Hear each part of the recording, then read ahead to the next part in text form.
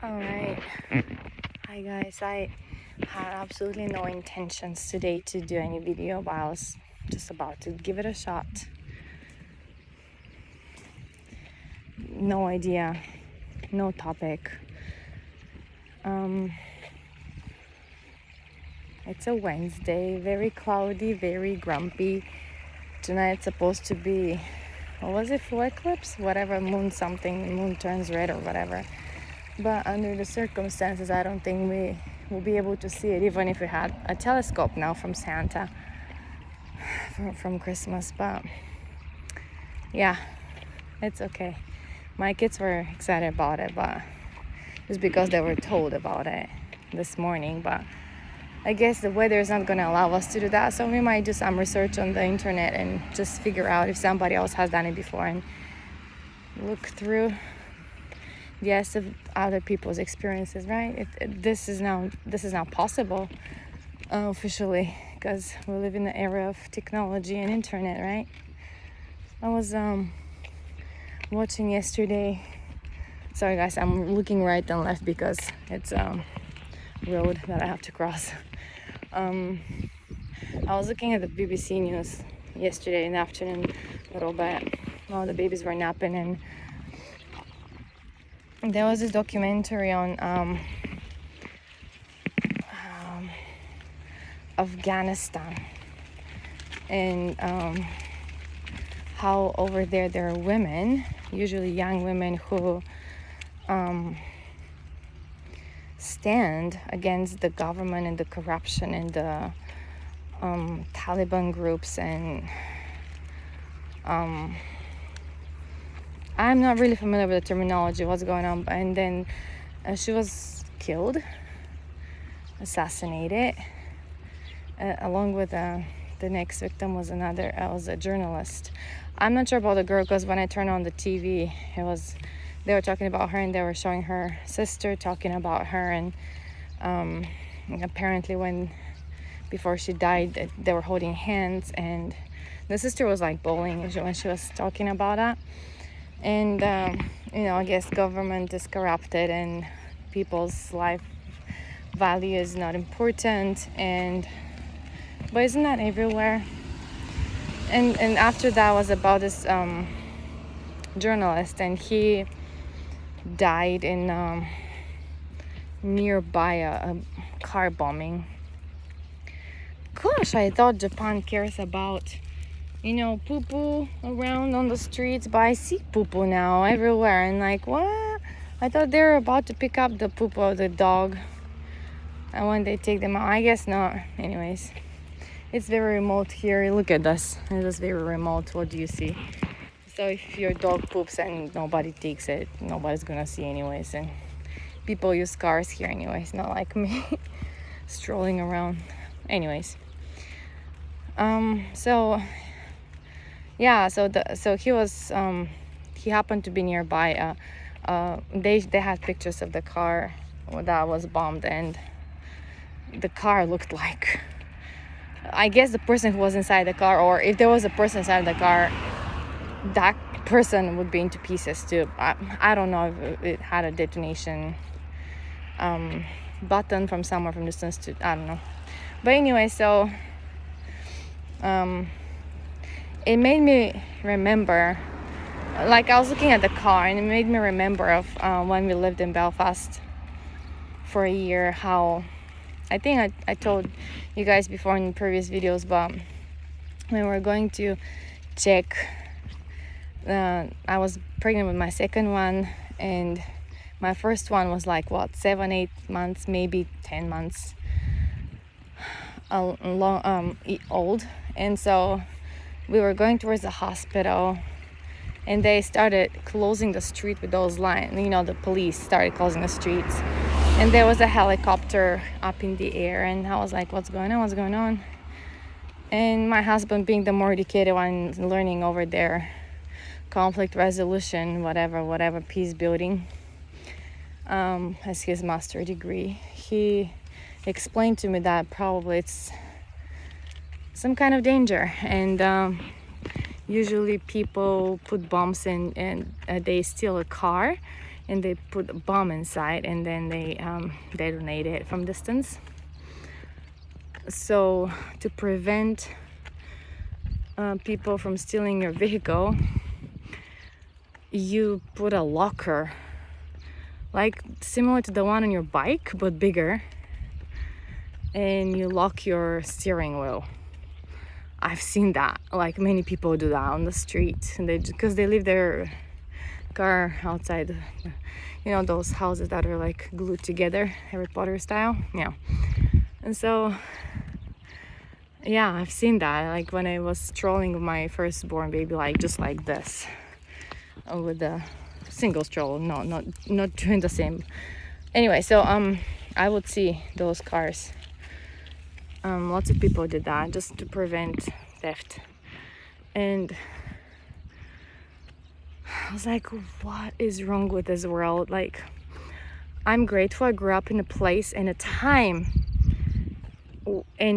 of history that where in my country there wasn't such a thing.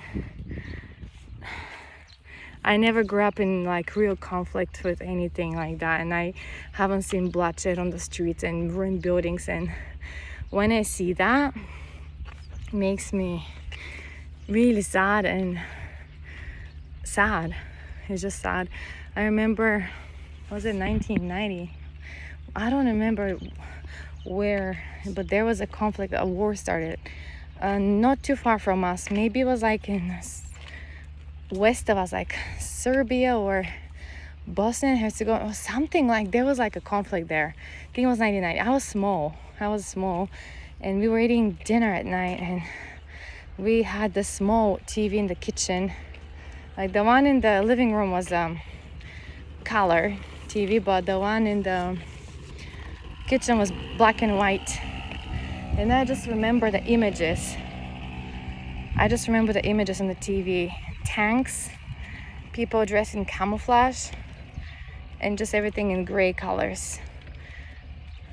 I remember I teared up a little bit that night when I was eating dinner, and I didn't want my mom to see it, so I was kind of like trying to hide my face, but you know, she was up and about, like moving around the kitchen. But I remember I was really sad. I was asking her what's going on, why people are fighting, and I don't remember what she answered, but I remember feeling this sadness, and I'm like, why people have to fight? I think people in general, like if you meet somebody on the street somewhere in any country and you ask them if they like or enjoy war, nobody's gonna say they do. So why people do it? Why people do it? Why people do it?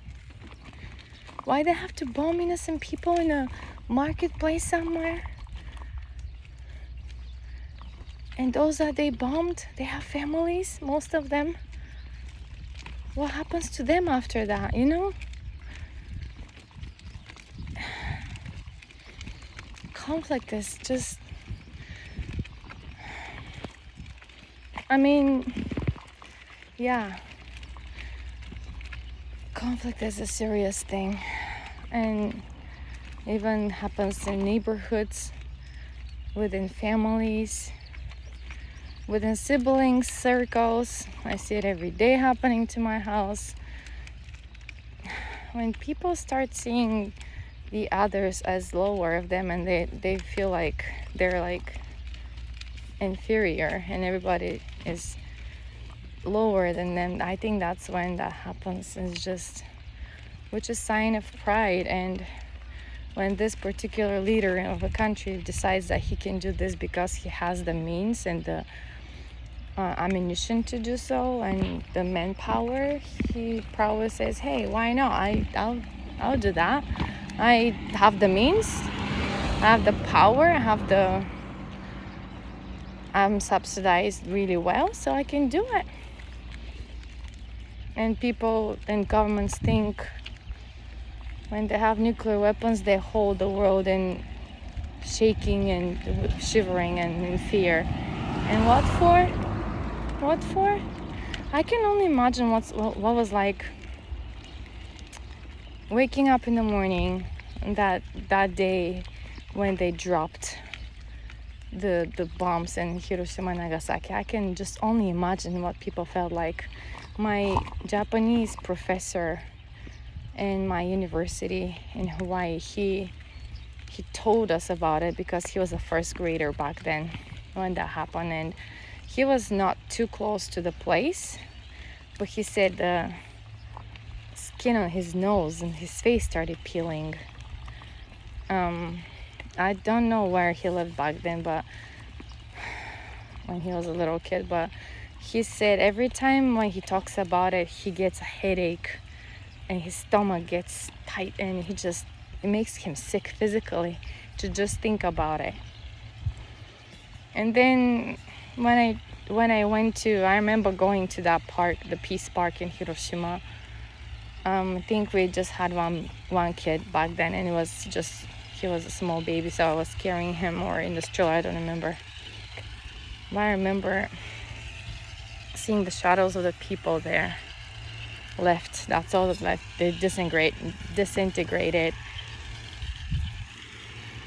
I cried, you guys, and I thought, like now everything's okay, the States and Japan, they're like in good relationship, but back then, oh my goodness, I don't know how American people feel when they come and see it.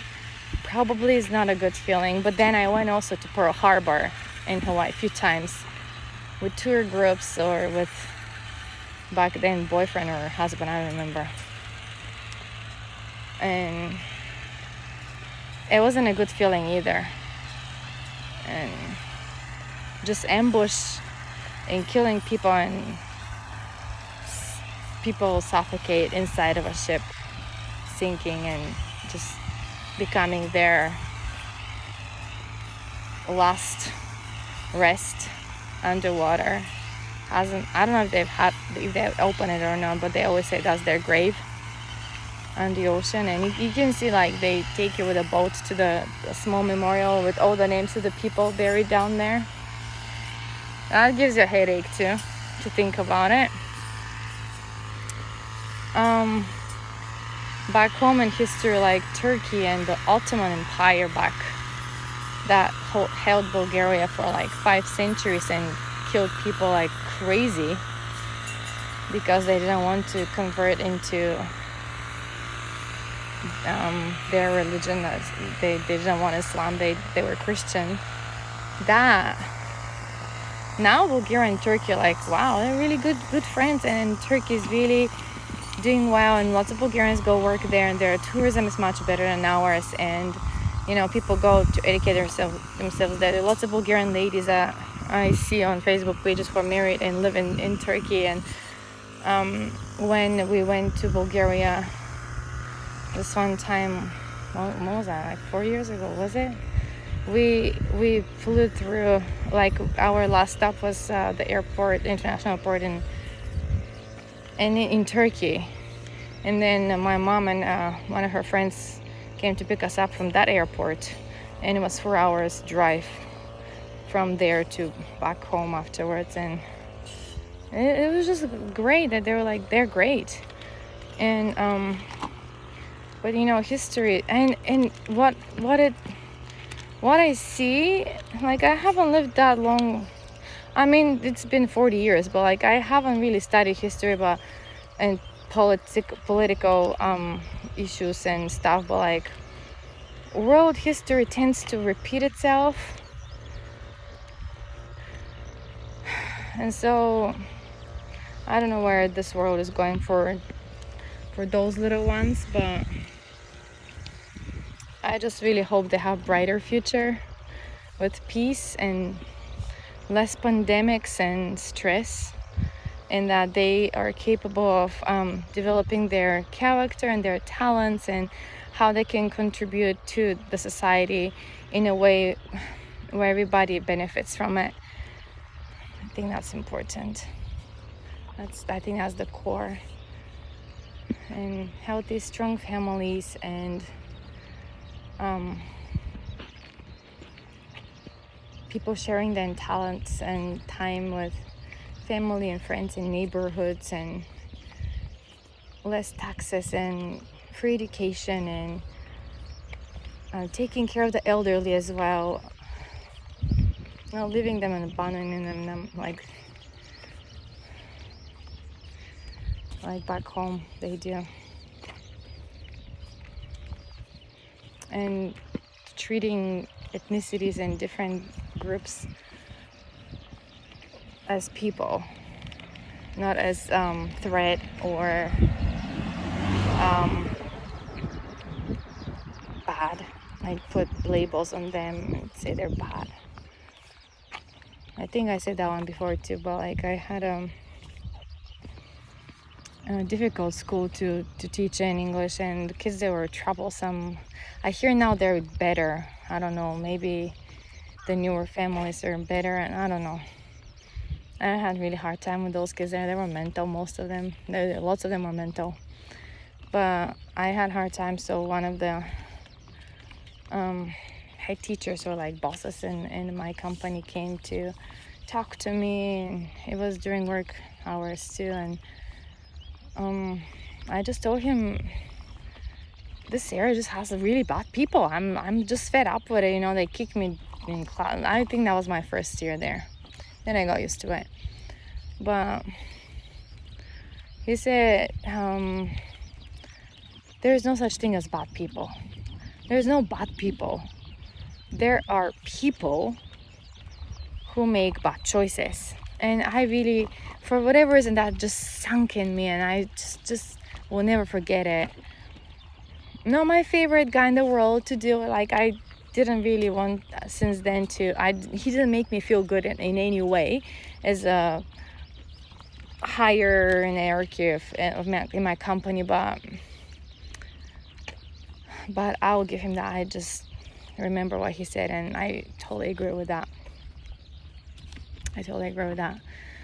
There is no bad people, good people. There are people who make good choices and bad choices, and it's on a daily basis. And yeah, that's pretty much it. And with all that said, I think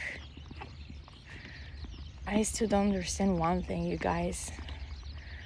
How can you try your best to be a good person, to make good choices every day, and to try your best to cope with whatever is surrounding you, and still feel in conflict? I think it's because people have different priorities, and when in a family situation, relationship, when partners have different focus, I think that's where conflict arises, because just the focus is different, and the goals ahead are different, and what one expects to see in the future and the other are just totally different things. And I think that's what makes me really sad, because I trusted a person to raise our kids in a neutral, what does the word neutral, in a neutral land where we both can I don't know, overcome things together, not one feeling comfortable and the other one not. And so far it's been his way, and always his way, and because I didn't step up for my opinion, and I just kind of like followed silently. And I don't know if that was a good choice or a bad choice, but definitely doesn't make me happy in any way. So I was even trying to seek, and I'm trying to reach out to people with experience and talk to them about, I just seek wisdom and opinions about this issue, and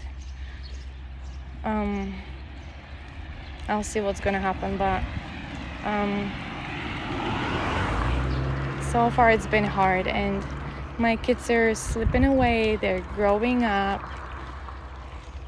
and they're growing up and going to school where I don't really see Okay, this is what I think. I think my kids will benefit more with education if it was elsewhere in an English-speaking country. The reason why is because not because Japanese education is bad or and like Western education is better. No, it's because I could be helping them so much more, and we could explore more their abilities and their interests and their talents. Not their father telling me that they should go to martial arts all three together and to piano without asking them if they want to or if that's their interest, and them going for years and dragging my middle guy from the older tree that has no interest in that and always been distracted and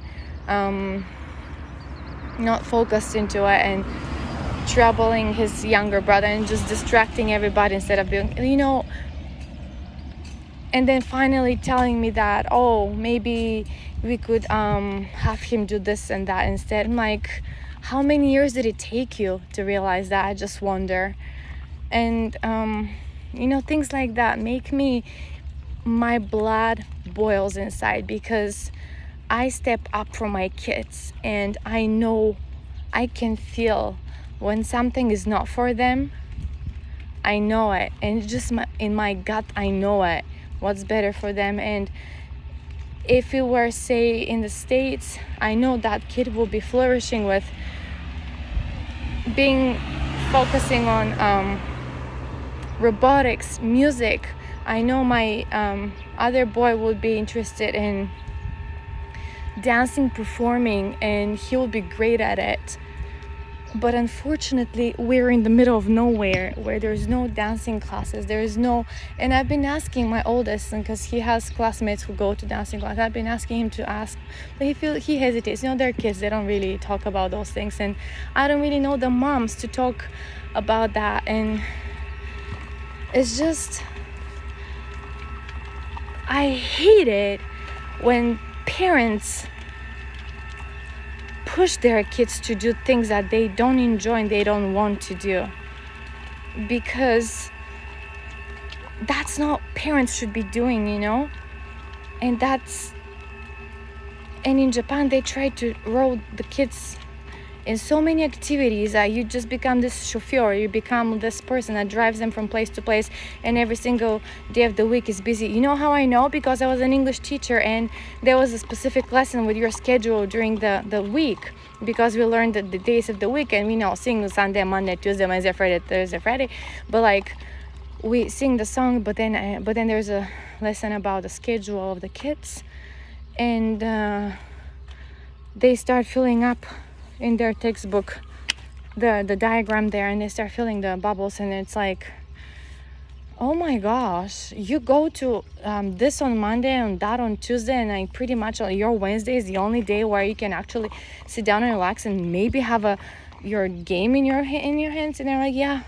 So they go to extra calligraphy classes, they go to extra dancing class, they go to swimming, they go to soccer, they go to this, they go to that, piano, whatever. They just go to martial arts, the kendo, judo, whatever. They go to basketball, tennis. They're elementary school kids. They're, what was it, 3rd, 4th grade? When do you start the days of the week? My 4th graders. What the heck? Give them life, give them chance to, and they think that's a good thing, because keeping them busy, the days go fast, and then they're in a safer environment with a mentor there, so they're not on the streets like doing nothing and learning bad stuff like they do in Europe, when they have nothing to do with their time in their hands, and they just go watch porn secretly somewhere or smoke in the corners behind the school or whatever. Here they don't have time for that. But you know what? By the time they're junior high school, those kids burn out. They burn out, and I don't want my kids to be like that. I don't want to see them being like that. Yes, they're allowed to struggle and to learn hard things, to do hard things. Everybody's required to learn that. But they just push too hard here, and I don't like to see my kids going through that, seriously. makes me sick in my stomach. And it's not like I live with a person who understands that and supports that. No, I live with a person who does not want to do business with or work with Western people because he doesn't get along with them very well. He gets along well with people from his culture and his country, and because he's the firstborn of his parents, he's staying here for good. And I didn't know that before I came into the picture, when I should have done my research.